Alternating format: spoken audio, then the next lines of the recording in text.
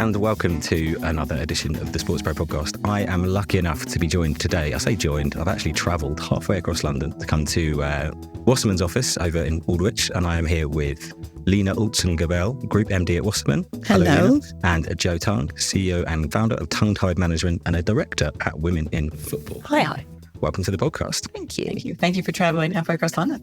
And make that sound like it's a really long journey. I came north of the river. I mean, that's the you first for me. Cool.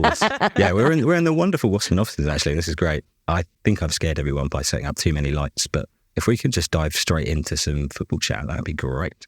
So I wanted to start with some chat about media, because I feel like it's the thing that makes the world go round in sports, and especially in football. It's increasingly becoming important, I think, for the women's game. We've obviously had the record NWSL TV rights deals this year. We're about to come up to the new WSL domestic rights contract in the UK. Part of that conversation is, for me, or that I've heard around this on the subject, is it time for women's football to go behind a paywall, or does it still need to have the reach of free-to-air TV? I don't know where you guys want to start with that, or who wants to jump in on that? I feel really strongly about it, and I don't want it behind a paywall, because we are still a growth sport. We're still growing. We are still trying to find our mass audiences. Yes, we've got the mass audiences on the international stage. So in the tournaments, we have 10 million people watching the Lionesses. But week to week, we are in a growth stage. So we can't alienate any audiences. We are still trying to reach audiences. We're trying to find out who the audience actually is. Is it current men's football fans that we're trying to bring across, or is it we're trying to reach whole new audiences? Is it an amalgamation of both? So while you're still in that phase, I just think don't shut any doors. You need to keep them open. And there is the argument that, do we need to put a price on football? You know, why are you giving away something for free? But I don't think that's right for broadcasts. You know, gate money, absolutely put a price on it. But I think personally, I'd like to see it free to air. Don't turn away any potential audiences. Currently, the mix we've got, right, is we've got BBC, they've got their live games, those goes out to really big audiences, and that's been, I think, great to see. Then you've got Sky, who build up this pretty cool product in the way that they've built up the Premier League. Like, I think it's been a real gear shift for the WSL moving from BT to Sky. And then you've got the FA Player as well, so people can go and watch games for free if they want to. Do you think that mix would be a benefit in that upcoming rights deal, Lena? Do you think that's the kind of model they should be going for, or should they switch towards the pay TV side? It's a really tough one. It's funny, we were talking about this actually when we were just chatting before this, because it is really a hot topic on all of our minds, you know, and our hopes and dreams and fears here as we are on this journey. I think, look, I take the beauty of this, and even having this discussion, is that it's maturing, right? Like, it is actually a real discussion. People want to pay for this content. People think there is enough demand for a paywall. I will take that as the positive, right? The negative is not the negative, but people are too quick to do that and too quick to take the financial investment in order to grow the game, versus actually now I totally agree with you. It's too early. We need to walk before we can run. We now have people interested. We now have people looking for the content. We now have demand, whether it's on streaming, whether it's on live, whether everywhere else it is. But let us be really successful there before you put it on a paywall. It's about that long-term gain. And I think that's what's actually been beautiful about women and everyone in this industry, all the stakeholders in women's sports, male or female, is that we know we're on a journey, right? And I think we've also been quite patient about that journey and not always taken that check right out of the gate. But I think we need to make sure that we just don't get excited now, because we have seen a little bit of success coming off the back of Lioness's amazing Euros, toeing off the back of everything else. Like, everyone's like, they want to take advantage of it. We just need to slow down right now. Also, think about the audiences you're trying to attract. So the big thing is women's football, younger audiences. That's, you know, a way you can look at it. But younger audiences, they're not paying the subscriptions.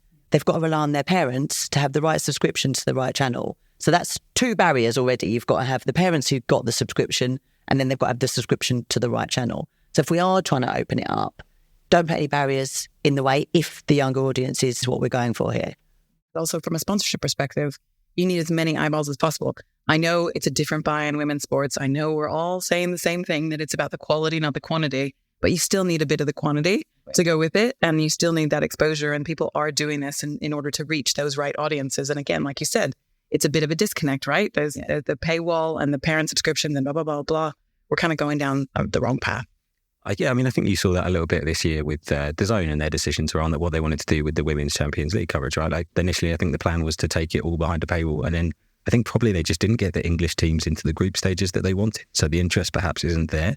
or the interest that they'd seen wasn't there before in order to be like, okay, I think we can start charging for this. And it's that tipping point. At which point do you go? I don't always want to revert back to let's compare it to men's football, but it's an easy benchmark because everyone sort of understands the marketplace. In men's football, we had 100 years of football before we then went, oh, let's have a paywall in 1992.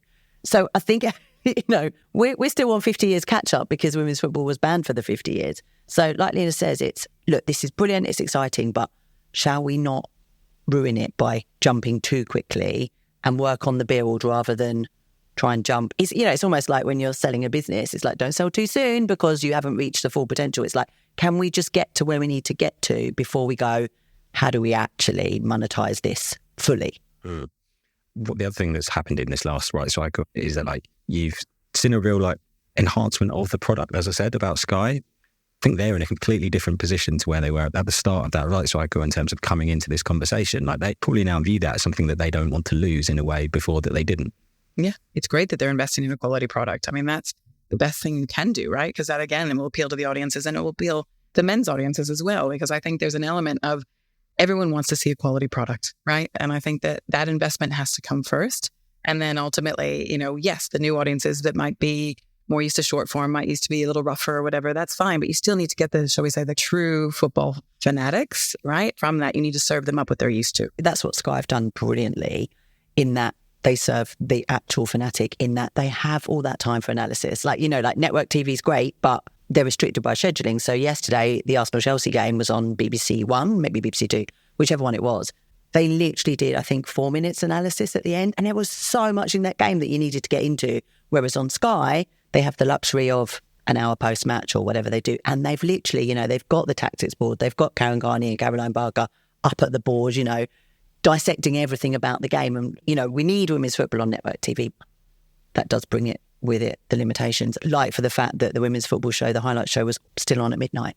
And I always bang on about this, but I'm like, my 14-year-old niece does not watch the women's football show at midnight on a Sunday. And by Monday, they've kind of moved on to the next thing. Prior to the Euros and then the World Cup, she couldn't name loads of women's footballers, whereas she could the Arsenal men team or the Spurs men team, all day long, because they weren't seeing them.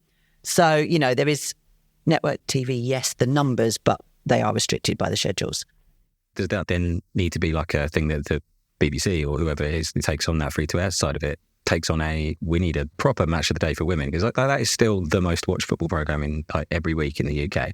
And there's not really a female equivalent for the WSL. And that to me seems maybe an obvious next step if you are going to go down that pay-TV road especially.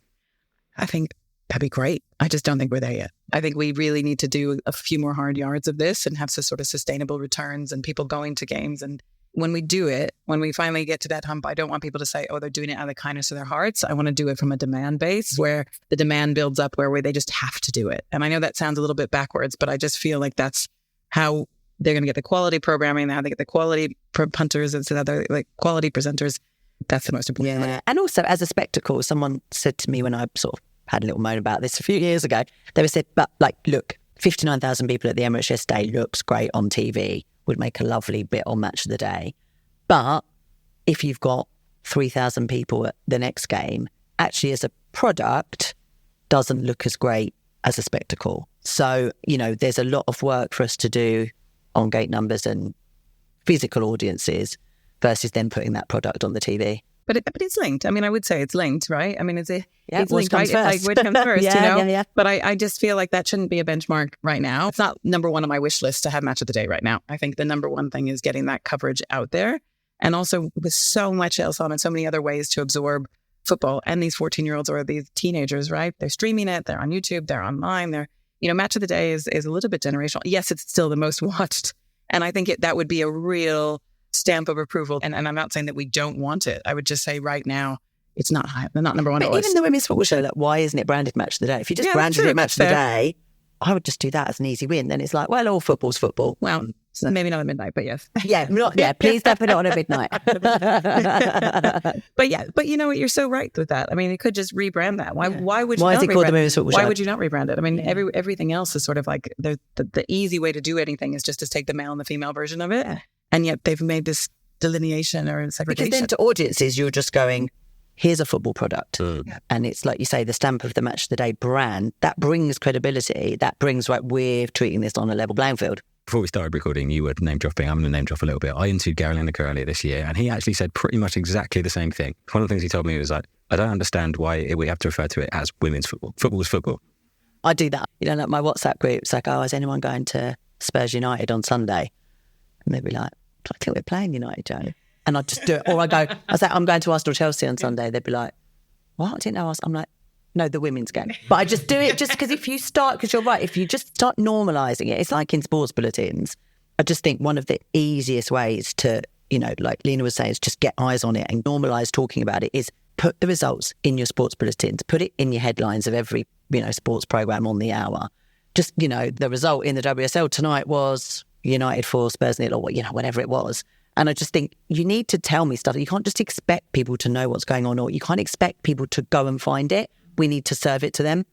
So I think that's just a quick win.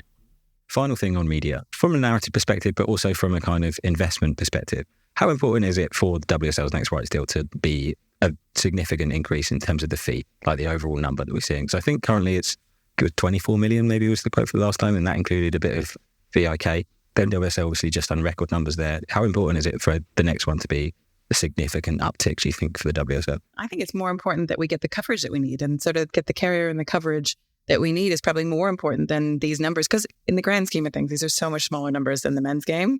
Yes, they're groundbreaking and we're, you know, up X amount of percent, and it feels good because it reinforces all the job that we're doing. Every day we get up, we're trying to drive this forward, that we're trying to normalize it, that it's not just women's football.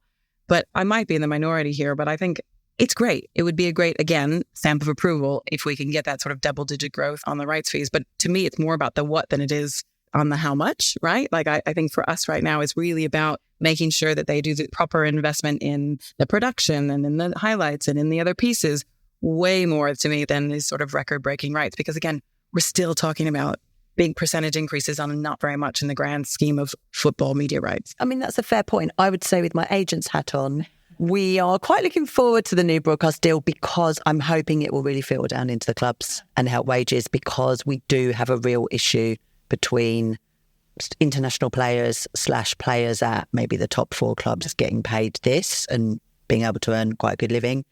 And then I still have players on 40 grand a year, not a week, just for clarification. And so, you know, if we're saying this is an exciting product, this is, you know, the epitome of women's professional sport, we need to pay for that. I don't care what the figure is. I just want the figure to mean that every club won't have a reason to say, we can't pay this. They won't have a reason to say, we can't have these facilities at the training ground. I mean, that's a fair point. And I don't want you to mistake what I'm saying. I just think that, you know, if we get too fixated on the number, but I will say, right, it's the whole wheel, right? So the higher the broadcast fees, the higher the salaries, the higher blah, blah, blah, blah, blah, and we can have a better product. And I completely understand that sort of trickle down or the wheel of how it all works. It's just more about just getting fixated on that single thing. Numbers can be the number. As long as it is fueling finally what it should be fueling in the quality product. Yes, I agree with that. I think if you were to redesign men's football, the amount of money coming in at the top doesn't necessarily need to be that high, because it's just, all it does is just make a group richer. But you need a point where there's a tipping point, and women's football isn't there yet, to the point where I'm a Brighton fan, but I wrote something earlier this year for a fanzine basically saying we could have the best women's football team in the UK if we invested probably less than Adam Lallana's weekly wage into our women's team. And the maths on it is still pretty crazy. It's brilliant. And you've got that amazing training centre. So I'd say Brighton are a club that I'm investing, and I guarantee they will reap the rewards, because when you take a player down there and go, would you like to play here? It looks and feels professional and impressive. Whereas there's still some training grounds you'll go to and it's like, this is a really good club, but this doesn't feel very nice to turn up to every day. And I would say, building on that, I mean, we work a lot with Brighton here at Wasserman, and through our partnership with American Express, and they are very invested also in women's sports. So you're showing them a beautiful stadium. So to a player, right, get a beautiful stadium with a top tier partner and sponsor that wants to activate around it. I mean, that's a nice story. Yeah, that's a good sell. And Paul Barber, the chief exec, is on the board of Women in Football. So, you know, but I think they are invested. I think they are genuinely on the journey. They are putting the money in. And I think they're also realistic about they don't need the return. I don't feel like they're going, we need the return on this in 6 months. They're going, we will get a return on this. We are going to invest. They're ultimately putting the right money in the right places, where they're seeing a result from that. Actually, it leads quite nicely onto my next question, which is about Angel City and their model that they've taken. I mean, they've actually proven to be very commercially successful. And by baking into their whole structure, the social outreach, the fact that we're doing this differently, we're trying to be a different kind of club, people kind of hold that up as a great example. And Julie Ehrman spoke at Sports Pro Madrid a couple of weeks ago. She was extolling that kind of thing. But how easy is that to replicate? They've done a great job with it. How easy is that for other clubs to be like, yeah, we could do that as well? I mean, I think they've done a brilliant job, right? And I think they have an amazing concept. And I think for LA, for that club, for what they've done, for everything they stand for, it works for them. Unless you are going to literally walk the walk on that and talk the talk, I think you could try and do that. But it's going to change a real shift in mindset in order to get to that. So it works for them. But I would be fearful that people would almost sort of try to do it a little bit, right? Because they're still worrying about paying their payroll, right? They're still worrying about sort of, okay, the numbers and the gate receipts and everything else. That, Angel City has made a commitment and they have really strong backers and everyone has bought into this ethos around it. And so it works for them. So I would hesitate in advising other clubs to do the same unless they're really going to take that long-term view of this and say, okay, for the next 5 years, we might be in the red for a bit, but this is what we're going to do. And, even if the sponsorship deal is X size and 10% of it's going to go into whatever city that we're working in, it's not going to impact the salaries of our players. It's not going to impact the salaries of our staff or the uniforms or anything else that you're going to do to the quality of the product. They have to make that investment. And if they do it, then that's great. Or maybe it comes from above. With the new co, right? Maybe that's something that they sort of say is a mandate moving forward. I mean, if something like that happens, I think that'll make it a little bit easier for everyone to embrace it. My fear is just the halfway house of that. I heard Julie speak in Madrid and I thought she's an incredible, impressive woman. We all love the Angel City story. But I kind of go, is it successful because of the celebrity around it, because of the excitement around it? Or is it successful because they give 10% to the local community? I don't think if any club, any of the WSL teams could go, we're going to give 10% of our profit to the local community. I don't think that's going to make me support a club because all the clubs do great CSR. All the clubs have good foundations. They maybe just don't shout about it in a way, or we don't listen in a way that we do with Angel City because it's got some famous people talking about it. I mean, the other thing is they were able to build a stadium from scratch that catered for their audience. As a women's football fan in the UK, we're going to a ground that was built mainly for men, lots of non-league stadiums, generally the ones we go to. There wasn't changing facilities the other week. I think Angel City have a pram park. Yeah. They have I remember some of my friends saying they'd been to watch an Angel City. And they were like, Joe, there was a bar just behind the concourse. They were making porn star martinis for us. Porn star martini at a football game. I mean, this is unheard of. I can just about get a Bovril at Kings Meadow or, Leyton Orient's a bit nicer to when you go and watch Spurs. They've done it so well because they literally started from scratch. Whereas in this country, we're kind of jumping on something and trying to makeshift it to work for this new audience that we're trying to cater for. So, yes, amazing success story, but they had all this backing. I'm just not sure, like Lena says, I don't know that you pick it up and replicate it here. As you said, women's football is still in a kind of start-up phase, in its challenger phase, right? So it does have the chance to be an industry which doesn't just try to replicate the norms of men's football that's been established. It can do things slightly differently. And I think it does that already. But is that perhaps how it finds its best success, in that maybe grey area between exactly what Angel City are doing and being different, distinctly different from men's football as an industry?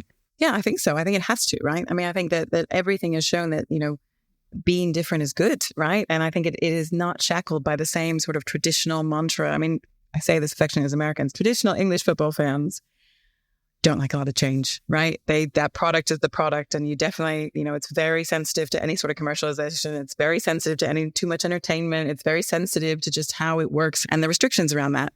But around women's football, funny enough, all the shackles are off. And I think a lot of that does come from the tribal nature of men's football. You don't really have that in women's football. It's quite interesting. It's like one of my colleagues mentioned that to me for the first time. And I was like, you're right. Because as we were saying, right, like you can be an Arsenal fan, but ultimately you might even support a Spurs player because ultimately they're playing for the Lionesses, right? It goes back to, like how young people consume football. They basically follow players. So, PSG got all these additional fans because of Mbappe. So, like my niece and nephew, they learn about players on FIFA and then they then follow the team. So I'm having to buy PSG kits and Bayern Munich kits and goodness knows what else because they're following individual players. And actually, at the Emirates yesterday, I bumped into, so I go to Spurs, got a season ticket at Spurs. the two people I sit with, went to uni with, husband and wife. They've got season tickets at Spurs, but I bumped into their daughter at Arsenal, 15-year-old, and I was like, what are you doing here? She's like, oh, I'm just coming to see the players and that doesn't mean she's an Arsenal fan. I said, who are you supporting today? She went, well, probably Arsenal, because she loved the Lionesses, and Arsenal obviously had a lot of the Lionesses on display. But she's a staunch Spurs fan. It was just very inclusive. We were going to see individual players. And, if we're going back to how we're finding these new audiences, it is inclusive. Quite daunting going to a men's game if you're young. And I mean, it's very hard to get a ticket, but also it can be really daunting. It also feels very sort of far away, right? Like I feel like they feel very personal. These personal relationships they've started to build with the Lionesses is amazing, right? They really sort of vested in this. And I also feel that the rights holder organizations are also embracing that as well.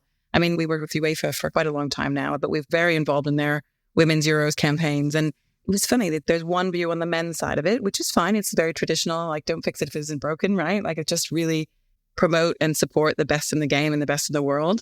And then on the women's side, it was just more about just the creativity, the engagement, the embracing, the celebration of the beautiful game was back again. And that's quite cool to me. I think it's like, particularly as an American sitting here and now have been here for 13 years, I've loved watching sort of the reaction on different sides of it, and watching sort of the growth of the women's game since I've been here has been exponential. But yet the rules don't apply. It's great. It's really, and I think we have to take advantage of it, but not by carbon copying certain things that work in different markets in different places. We have to really find what works here with the right. Also, how lovely. We can just, let's look at the Premier League and go, well, what did they do wrong? Yeah, that exactly. What a joy. Someone's been there before and made certain mistakes, and we can kind of learn from that and say, okay, well, that worked. That's great. That isn't so great. So let's not do that. What's one thing that you think is great that you'd love to see come in, like an innovation that only women's football has the opportunity to do? Maybe the access piece, in terms of, like in men's football, I think the press team and the comms teams of men's football teams have had to be very often on the defensive and very protective and very, I want to say computer says no, but they don't want to allow access because they've had to protect everyone so much. And I think in women's football, what we've seen especially is, like yesterday we had one of our clients was within the Arsenal team. She doesn't work for Arsenal. She's, a content creator. And she was literally given an Arsenal jacket, given the access, and she was on the pitch with the players. She was, around all behind the scenes. So we always moan in the men's game, we want to be in the changing room, like we want tunnel, we want tunnel cam. And it's something we've kind of been crying out for. Whereas in women's football, it feels like we do get that a bit more. Maybe that's one. And you've got to kind of protect that as well, haven't you? Because the women's game is only going to get more professional, and also you don't want to ask too much of women's footballers because they've already had to do more than most to get to where they are, right? Yeah, and that goes, but the going around talking, seeing all the fans at the end, it's such a hard one because yes, when there's 2,000 fans or 1,000 fans, you can probably get round most of them. When there's 60,000 fans at the Emirates, you can't. Yeah, but would you not say that that's part of the beauty of it, is that people feel about this community around women's football? They really feel part of it. They are, what do they say? It's like 45% more likely to buy a sponsored product, and 45%. The stats are amazing as far as like this community, this almost like cult-like following of like, and protection of what they love and the accessibility that they do have. And I feel, I don't know, you're closer with it to some of the talent, but I feel the talent really feel that, right? Which makes them want to go out there, makes them want to meet their fans, even though it is more than you would expect from a man. But I would feel that their fans tend to be a bit nicer as well.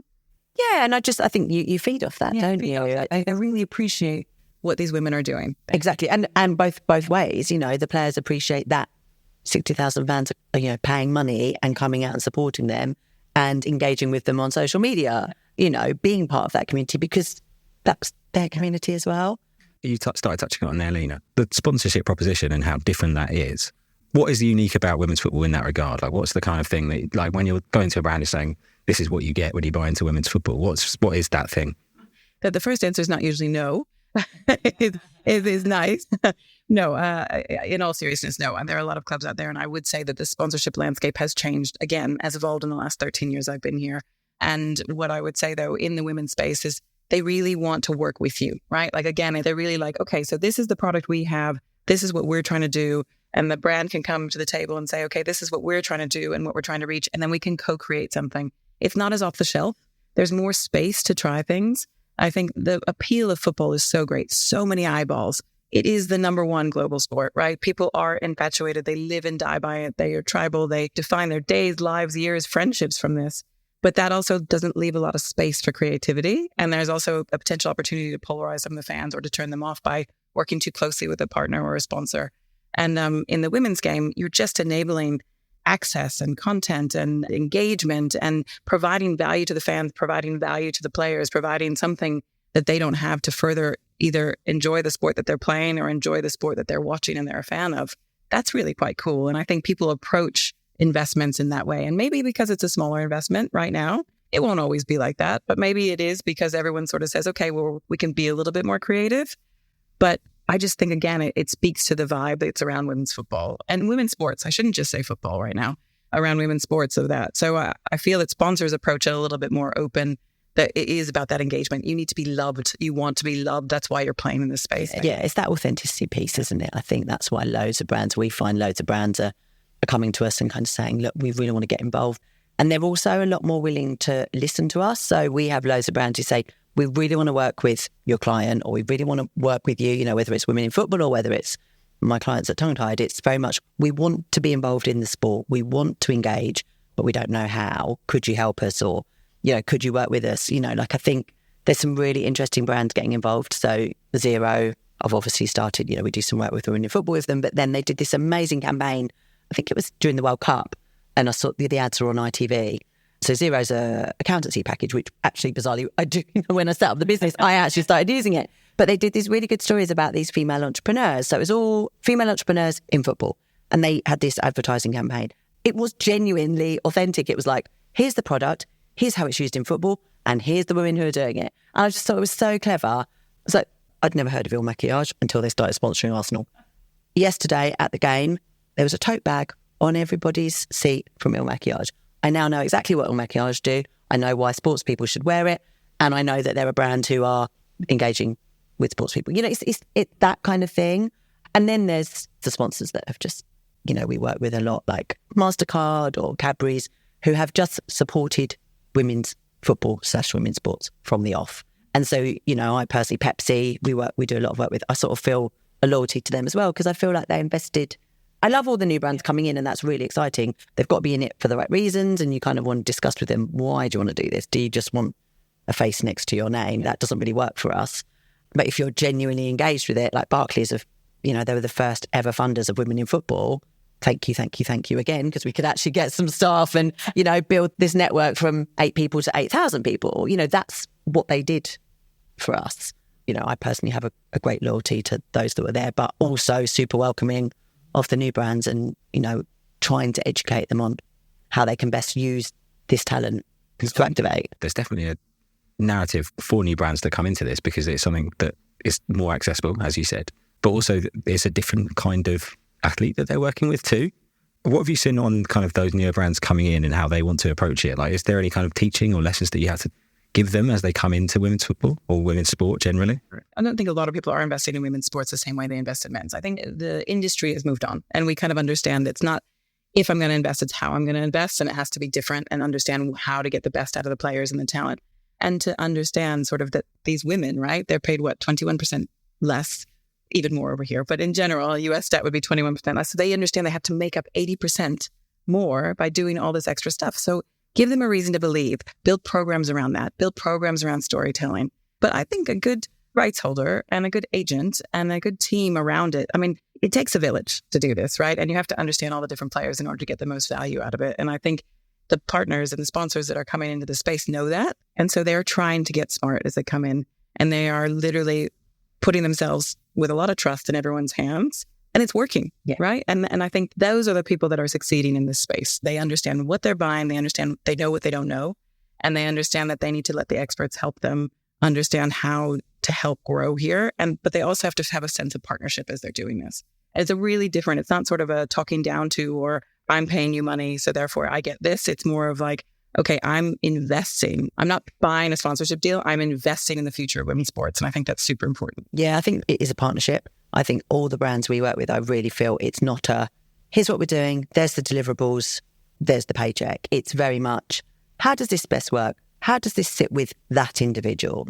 how can we do this as a partnership? And very much we're in this for the long term. I mean, it has been quite interesting, less so now, but definitely the last few years when we've been working with brands and understanding that they are professional athletes and that their schedule is actually on a par with the men's schedule, even though they might not be earning as much. You know, I think, you know, Chelsea, their fixtures, you know, we'll have 3 fixtures in a week. You know, if we're trying to look at stuff for Emma Hayes or, you know, Leah at Arsenal, even while she's been injured, the rehab schedule, it's serious, it's time consuming, you're in club every day. There's not that much time. And I think explaining that to brands, because there was a perception of, that's just women's football, they're more accessible, we've got more time with them. It's like, no, we have got more time with them and we'll give you the time, but you have to understand we are still beholden to... Well, they're still athletes at and their they have core. to sleep, live, recover, be in club, you know, match day -1s, et cetera, et cetera, et cetera. Has there got to a point then where female athletes are now, I think, slightly undervalued by brands in terms of, like, as you said, the ones at the very top are able to, they're doing big deals with big companies. There's a group in the middle, a group below that. And like, I mean, I think it goes without saying that female athletes are undervalued. That's not really, I don't think that's controversial. But is the market still reflecting that even when you're going into those talks? It's changing so much. And I don't want to say it's changing weekly, but it's changing so quickly. You know, you have to understand when you're pricing up partnerships, the footprint that the female athletes have, and like Lena said, the value of it in terms of recognition. You know, the Women's Sport Trust did a survey, and I think they found that the brands that had engaged/sponsored women's sport were thought of, I think it was 45%. There's something more favourably than. But I mean, it was huge numbers. The way people felt about Gucci because they'd worked with Leah was crazy. You know, a global brand like Gucci. Of course, I'm going to say they're undervalued. I'm an agent, but I'm also I'm not. I was laughing when you had the question. I was like, very undervalued. No, I mean, I'm very realistic and I understand the marketplace. I would just say it's changing and the value is increasing. I don't want to say daily. You know, their social media footprint is insane. They are. They're really, and they're so engaged in it. And it's so really authentic engaged. content. And you're not actually just buying the numbers, you're buying the engagement. And smart brands, rather than going, how many followers have they got? They'll go, you know, what's the engagement? And that's where we're at. The engagement they have is incredible. And there's a value on that. I think they are undervalued, but I think the brands we work with certainly understand the value. Yeah, and I would say as part of the process, they are getting more and more valued. I think people are getting more and more interested in spending in the space. Everyone's more and more interested. And you see it with any sport, any emerging sport, emerging in people's sphere of culture, right? Women's sports are now becoming embedded in day-to-day culture. As you see that more and more and more, you'll see the price of access going up and up and up. It's just a supply and demand market, right? And I think an agent's always going to say they're undervalued. But then I would say also, the more relevant they are, the more people walking down the street, the more people that want them in, I'm a celebrity, get me out of here, the more people that are demanding their time, the price will naturally go up. So I don't know if we should be worried about this right now. I think that there's an element of it. It does probably need to play catch up. I would say not just catch up with the top players. It's just that next, second and third tier. And once those guys are now getting demanded and people knowing them by name, I think then the pricing will catch up a bit. I agree. And I think the brands that understand the market absolutely know the value and they pay what they need to pay. I think it's sometimes brands that are maybe new and they're kind of expecting that we're still going to get a bargain in women's football. And I'm like, we're not there. That was 10 years ago. But it's all relatively new. I mean, we have been on a journey for a very long time, but I think it's been in the mainstream public since 2022, really. I mean, last 18 months. Last 18 months, it's just gone, it's skyrocketed, right? I mean, it's funny. And I think it's almost a bit frustrating for those of us that have been in this for probably longer than we want to say and gone on this journey and for me, in different markets and different places and different sports. But, you know, really for the person walking down the street, they really only started to care about 18 months ago. Even my mum, who I think her first England game was England-Norway at the Amex. Great first game to go to. Like, she was like, it's just so different to every other football experience I've ever had. And she's now extremely happy about this new stadium being built so she can go to them more regularly. The last subject I wanted to go into was like how the game is being run. And I think that's a really interesting time, especially in the WSL with Newco coming in now. We talked about like having different norms like commercially from the men's game. What's the opportunity, do you think, from a running the sport perspective when it comes to women's football, down with women's sports more generally, that they have that opportunity because of where it is on that journey? I mean, how exciting that you can literally sit down and go, right, What are we doing with this product? I mean, here's a blank piece of paper, off we go. I just think it's such an opportunity. So, and we've needed it for years. The FA have run it really well. They've done what they've done. They've cared for it. And now they need to just go, there you go and run it like a business. You know, I mentioned earlier, I would be looking at what the Premier League did when they set up in 92 and go, okay, what did they do? What bits do we want to take from that? What worked? What didn't work? What do we like about it? What do we not like about it? What do we love about what the FA have done, you know, with the grassroots and the whole game sort of part? How much do we want to keep that? And then also look at the sort of relationship with clubs, as in men's clubs, because, you know, there is this point that some of the key teams, you know, Doncaster, Sunderland, even Charlton, Millwall Lionesses are now London City. You know, they were big players in the game that have fallen by the wayside because they weren't attached to a men's club. So, you know, looking at that model, and is that, you know, going back to the Angel City conversation, are we going to have franchises or are we always going to be attached to men's clubs? There's so much room for remodelling and repurposing. And I'm super excited. I don't know how they're going to do it in 6 months if they are, you know, set to go. Or, you know, as rumoured, I think they're getting a £15 million loan. My concern is, how are you doing this on £15 million? You know, that's why I bang on about, please, can we have lots of money in the broadcast deal? Thank you very much. That's fair enough. Fair enough. No, I completely agree. I mean, I think the shackles are off, right? You're not comparing it to anyone else. You were literally blank sheet of paper. That's amazing. I totally agree with Joe on that piece of it. I worry that sometimes when you're a little bit farther from the game, because you are a new co and you are not sort of in those lines, those very established historical lines of football, that you're going to have to go ask permission. So I think the success will come in how much free rein that they're given from big brothers and sisters from all sides to really go change the game. That sounds cheesy, but it really does. They have to go and, you know, they have done a lot of homework to get to this point. I think it was the right model, though, to have it really run by the FA. I mean, I came up through the NBA and the WNBA. And at the time, when I was at the WNBA, that was the right place for them, right? You could control it, you could coddle it, you could cultivate a fan base, and then you were able to let it go and release some of the restrictions on it. They didn't quite go to the JV model, but they did go to the point of, obviously, not every NBA team had to have a WNBA team, et cetera. And there's a time and a place for that. I don't know. Maybe I'm super conservative in this because I feel like that's a theme, and everything I'm saying is that it's a journey. But I think they were on a journey. They got to a certain point, and then they needed to break free, particularly from men's football, because it's just so overwhelming and casts a very big shadow. But the key will be in how much free reign they have. And like you said, 15 million sounds like a lot, but I don't think it's a lot to get this started and what they need to do. If you've got 12 in a league and you've only got 15 minutes, if you're divvying it up, it's £1 million, you know, it's £1 million per club, technically. It's not just 12 clubs in a league, is it? Because you've got No, because you've got the Championship. I'm pleased the Championship are being included in this, because we need that. We need that pathway. We need the depth of another league. But again, it's financing it. Yeah, because if you were looking at the Premier League, going back to that thing of 1992, like the mistakes of that is that, like, okay, you cut off these 20 clubs and then they've spent the ensuing period basically like, how on earth do we get more money down? If you don't do that right at the start, it's really hard. It's a really smart move, I think. And it'll be the only way that you can have people sort of gently move up and down much easier. But it was interesting because the vote for the Championship the week before was, I don't know, 8 out of 11 didn't want to be part of the new co. Then suddenly it flipped. So it's interesting that the Championship clubs, or the current Championship clubs, are now on board, and how they managed that conversation to get them on board. But absolutely, they need to be included. Otherwise, we have a European Super League of the new co's a European Super League, basically, isn't it? That's true. That's true. And I guess the other thing as well is that we talked a lot about the fact that it has a really authentic reach. It goes down and touches the grassroots game. It has the women's game. It does that really, really well. How do you become more professional and not lose that? I don't think you have to lose that. I mean, I think it's an and. I think that's something that, with the nature of the game and that sort of secret of its success, I mean, you can do that. I mean, I think the reason that a lot of male sports don't focus on grassroots is because they're making so much money in this other space, and they have to pay the salaries and they have to do all these things. I think we're going to learn from that mistake, because you constantly have to be feeding the funnel. You constantly have to be creating new fans. You constantly have to be exposing people to the game. And grassroots is actually a very effective way. It's not commercially that viable, but I just also think, I don't know if we have been commercializing it, right? Because grassroots is amazing for the number of people it touches and the data that you get.